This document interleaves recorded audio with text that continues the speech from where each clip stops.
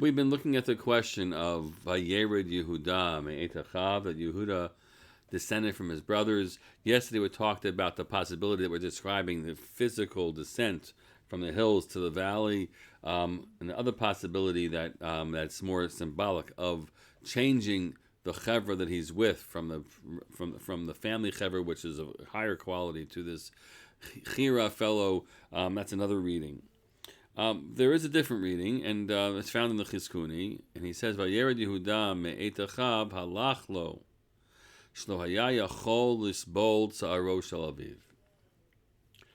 He left because he just couldn't take the anguish of his father. That they had all cause, and it was partially his eitzah, his advice to sell Yosef, an attempt not to have Yosef not be murdered by the brothers, but he just couldn't handle it.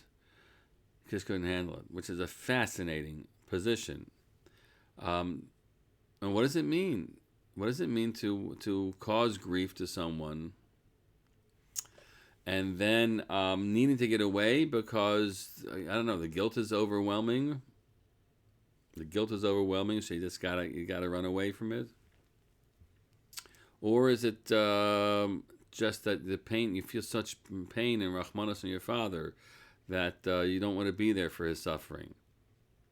And there's something, of course, if that's the rendering, it's not a good quality. It is a flight from responsibility. So yeah, your father is suffering. So what's the answer? You run away from him? That's really your answer?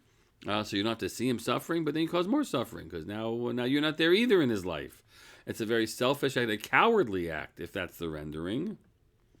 That is really troubling.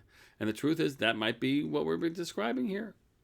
That indeed it was a flight away from them, and part of the story of that transpires here is about what it means to step up and take responsibility. Step up and take responsibility. That's the whole Tamar thing about whoever owns these items. You can look at it more carefully, right? Whoever owns these items that I have, he's the one from whom I'm pregnant, which is him, right? And he steps forward. And he said, it is I, right? And perhaps that at the end of that story, not only does it take responsibility then for Tamar and his children, but perhaps it then becomes the opportunity for him to return to the family, begin to take responsibility too. And he's in the story that follows, as the families will eventually descend down to Yosef, as we'll learn.